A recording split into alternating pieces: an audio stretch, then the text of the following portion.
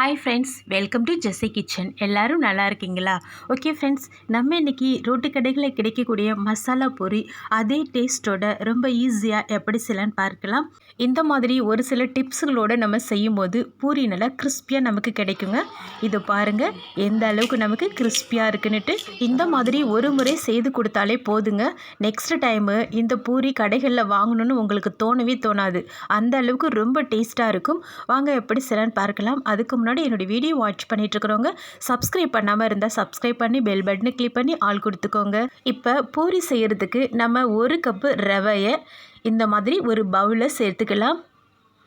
கரெக்டான ஒரு பவுல் எடுத்து அளந்துக்கோங்க. இந்த 1 கப்பு ரவைக்கு அரை கப்பு மைதா மாவு சேர்த்துக்கலாம். இந்த பூரிக்கு ரவை அதிகமாக இருக்கணும், மைதா மாவு கம்மியாக தாங்க இருக்கணும். இப்போ இந்த மாவுக்கு தேவையான அளவு சால்ட்டு சேர்த்துக்கலாம். சேர்த்துட்டு ஒரு ஸ்பூனால் நல்லா மிக்ஸ் பண்ணி விட்டுக்கலாங்க. அப்போ தான் நமக்கு மாவில் ஃபுல்லாக இந்த சால்ட்டு ஸ்ப்ரெட் ஆகும். இப்போ இதுக்கு தேவையான அளவு கொஞ்சம் கொஞ்சமாக தண்ணி சேர்த்து நல்லா கைகளால் பிசைஞ்சிக்கலாம். நம்ம சப்பாத்திக்கு கொஞ்சம் இலகிய தன்மையாக பிசைவோங்க, பட் இது கொஞ்சம் கெட்டித்தன்மையாக பிசையணும். அப்போ தான் நமக்கு நல்ல பூரி உப்பி வருங்க. இதுக்கு பதிலாக நம்ம கோதுமை மாவில் கூட செய்துக்கலாங்க. 1 கப்பு கோதுமை மாவு எடுத்தோன்னா 1/4 கப்பு ரவை சேர்த்து நம்ம பிசைஞ்சு கூட பூரி மாவு ரெடி பண்ணிக்கலாம். ஆனால் நமக்கு இந்த மாதிரி 1 கப்பு ரவைக்கு 1/4 கப்பு மைதா மாவு தான் பர்ஃபெக்டாக வரும் நமக்கு பூரி. இப்போ இந்த மாதிரி இந்த மாவுகளை நல்ல கைகளால் அமுக்கி விட்டு 10 நிமிஷத்துக்கு கைவிடாமல் நல்லா பிசைஞ்சிக்கணுங்க. இந்த மாவுகளை நல்லா இழுத்து விட்டு பிசையணும். அப்போ தான் நமக்கு நல்ல பூரி கிடைக்குங்க. இதோ பாருங்கள், இந்த மாதிரி நல்லா பிசைஞ்சிட்டு ஒரு காட்டன் துணியை நனைச்சிட்டு இந்த மாதிரி நம்ம க்ளோஸ் பண்ணி அரை மணி நேரம் ஊற வச்சுக்கலாங்க. இது அப்படியே இருக்கட்டும். மசாலாவுக்கு 1 கப்பு பச்சை பட்டாணியை நான் நைட்டு ஃபுல்லாக ஊற வச்சு எடுத்துருக்கிறேன். இதை ஒரு குக்கரில் சேர்த்துக்கலாம்.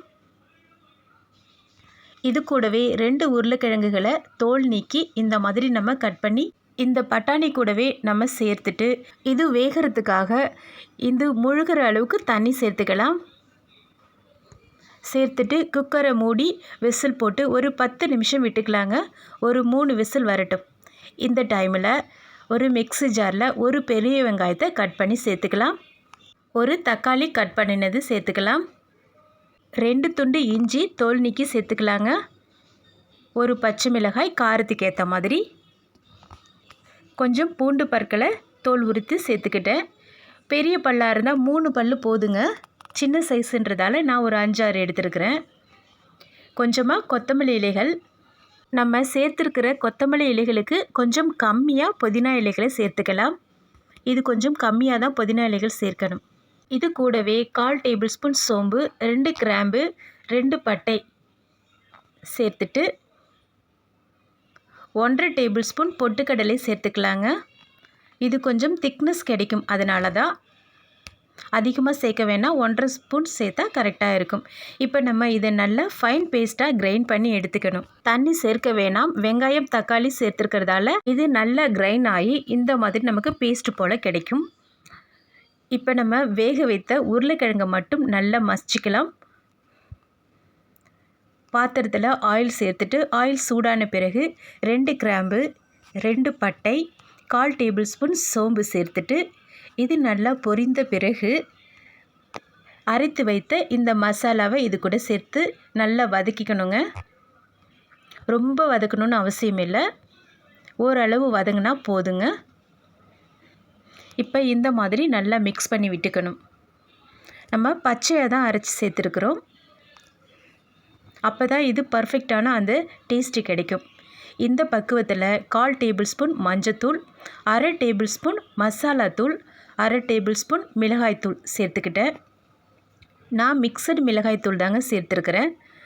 அதே போல் மசாலா, சிக்கன் மசாலா, மட்டன் மசாலா, கரம் மசாலா, எந்த மசாலா இருந்தாலும் பரவாயில்ல, அரை டேபிள் ஸ்பூன் சேர்த்துக்கலாம். சேர்த்துட்டு இதை நல்லா மிக்ஸ் பண்ணி கொடுத்துக்கணும். இந்த மாதிரி நல்லா மிக்ஸ் பண்ணின பிறகு இது கூட வேக வைத்த பட்டாணி உருளைக்கிழங்கை நம்ம சேர்த்துக்கணுங்க. இதில் உருளைக்கிழங்கை மட்டும்தான் நம்ம மசிச்சுக்கணும். இப்போ இதை சேர்த்துட்டு நல்லா மிக்ஸ் பண்ணி விட்டுக்கலாம். இது நல்லா கலந்து கொடுத்துக்கணும். இந்த மாதிரி நல்லா கலந்து கொடுத்த பிறகு இதுக்கு தேவையான அளவு 1/2 லிட்டர் தண்ணி சேர்த்தா கரெக்டாக இருக்குங்க. நான் மிக்ஸி ஜாரில் கொஞ்சம் தண்ணி சேர்த்து அதை கழுவி இதில் சேர்த்துக்கிட்டேன். மசாலா நிறையா இருக்குதுன்னு நினைக்காதீங்க. நம்ம பூரி உடச்சி போட்டு இந்த மசாலா சேர்க்கும் போது பூரி நிறையாவே மசாலாவே இழுக்குங்க. நம்ம அப்படி செய்து சாப்பிடும்போது தான் அந்த பூரி சாப்பிட்றதுக்கு ரொம்ப டேஸ்ட்டாக இருக்கும். அதனால் கொஞ்சம் அதிகமாகவே நம்ம சேர்த்துக்கலாம். இப்போ இதுக்கு தேவையான அளவு கொஞ்சம் கல் உப்பு சேர்த்துட்டு நல்லா மிக்ஸ் பண்ணி விட்டுக்கலாம். இது ரொம்ப நேரம் கொதிக்கணும்னு அவசியம் இல்லைங்க. ஒரு 2 கொதி வந்தால் போதுங்க. உங்கள்கிட்ட சாட் மசாலா இருந்தால் லாஸ்ட்டாக 1 ஸ்பூன் சேர்த்துக்கோங்க, ரொம்ப நல்லா இருக்கும். இப்போ நமக்கு நல்லா கொதித்து வந்துடுச்சு. இந்த பக்குவத்தில் கொத்தமல்லி இலைகளை கட் பண்ணி தூவி விட்டுக்கலாம். மசாலா நமக்கு ரெடி ஆகிடுச்சிங்க. இப்போ மாவை பார்க்கலாம். மாவு நல்லா நமக்கு 1/2 hour ஊறி வந்திருக்குது. இந்த மாவுகளை 2 பாகமாக பிரிச்சுக்கலாம். அப்போ தான் நமக்கு திரட்டுறதுக்கு ஈஸியாக இருக்கும். இந்த மாவில் ஒரு பாகத்தை எடுத்துகிட்டு இந்த மாதிரி நல்லா ஒரு முறை ப்ரெஸ்ஸிங் கொடுத்து மிக்ஸ் பண்ணி ரவுண்ட் பண்ணிக்கலாம். இப்போ லைட்டாக மாவுகளை தூவி விட்டுட்டு இதை நல்லா அமுக்கி விட்டுக்கலாங்க. இப்போ சப்பாத்தி கட்டையால் நல்லா இந்த மாவுகளை திரட்டிக்கணும். இது நல்லா ஹார்டாக தாங்க இருக்கும். ஆனாலும் நம்ம நல்லா ப்ரெஸ்ஸிங் கொடுத்து நல்லா திரட்டணும். நல்லா மெல்லிஸாக திரட்டிக்கலாங்க. கரெக்டான கப்பு மூடி எடுத்துகிட்டு இந்த மாதிரி நம்ம ரவுண்ட் பண்ணிக்கணும். அப்போ தான் நமக்கு ஈவன் ஷேப்பாக கிடைக்குங்க. இதே போல் நம்ம எல்லாத்தையும் ரெடி பண்ணிக்கலாம். எக்ஸ்ட்ராஸ் மாவுகளை அப்படியே நம்ம இந்த மாதிரி எடுத்தால் ஈஸியாக வரும். இதை மறுபடியும் உருண்டி திரட்டி இதே போல் நம்ம ரெடி பண்ணிக்கலாம். ஒரு பிளேட்டில் ஈர துணியை நனைச்சி சேர்த்துட்டு அதில் இந்த ரவுண்டை நம்ம அழகாக இது மாதிரி எடுத்துக்கலாங்க. ஈர துணியில் நம்ம சேர்க்கும் போது தான் பூரி காயாமல் இருக்குங்க. அதே போல் ரெடி பண்ண உடனே நம்ம பொரிக்க ஆரம்பிச்சிடணும். அப்போ தான் உப்பி வரும். ஆயில் நல்ல சூடாக இருக்கணும். இப்போ 1 போட்டு செக் பண்ணி பார்க்கலாங்க. ஓகே, நமக்கு நல்லா உப்பி வருது பாருங்கள். நமக்கு நல்ல ஆயில் கரெக்டான சூட்டில் இருக்குதுன்னு அர்த்தம். ஒரு முறை செக் பண்ணிவிட்டு இதை அமுக்கி விடணும். அப்போ தான் நமக்கு நல்லா பூரி உப்பி வரும். கரெக்டாக இருந்த பிறகு நம்ம மற்ற பொரிகளெல்லாம் ஒன்று ஒன்றா போட்டு பொரிச்சிக்கலாங்க. எண்ணெய் நல்லா சூட்டில் இருக்கணும். அப்போ தான் நமக்கு பூரி நல்லா உப்பி வரும். போட்ட உடனே அப்படியே விட்டுறக்கூடாது. நம்ம லைட்டாக கரண்டிகளை வச்சு அமுக்கி விடணும். அப்போ தான் நமக்கு நல்லா பூரி உப்பி வருங்க. இந்த மாதிரி ஒன்று ஒன்றா பெரட்டி போட்டுக்கலாம். கலர் மாறிடுச்சு அதனால் வெந்துடுச்சின்னு டக்குன்னு எடுக்கக்கூடாது. அந்த மாதிரி நம்ம எடுத்தோன்னா கொஞ்சம் நேரத்துக்குள்ளே பூரி சாஃப்டாக ஆகிடுங்க. நமக்கு கிறிஸ்பியாக கிடைக்காது. அதனால் இதை நல்லா பொரிய விட்டுடணும். நல்லாவே கொஞ்சம் கலர் மாற விட்டுருங்க. அப்போ தான் நமக்கு நல்லா எவ்வளவு நேரம் ஆனாலும் பூரி நல்லா கிறிஸ்பியாக இருக்கும். அதை மிஸ் பண்ணிடாதீங்க. இது இன்னும் நல்லா கலர் மாற விட்டுடணும். அந்த பபிள்ஸ் எல்லாம் சுத்தமாக அடங்கிடணுங்க. கொஞ்சம் கூட பபிள்ஸ் இருக்கக்கூடாது. பாருங்கள், நமக்கு நல்ல டார்க் கலராக மாறிடுச்சு. இந்த பக்குவத்தில் நம்ம எண்ணெயிலேருந்து வடிகட்டி இந்த பூரிகளை எடுத்துக்கலாம். பூரி நமக்கு ரெடி ஆகிடுச்சு. இதோ பாருங்கள், பூரி எந்த அளவுக்கு நமக்கு கிறிஸ்பியாக இருக்குன்னுட்டு நல்ல சத்தம் கேட்குதுங்க.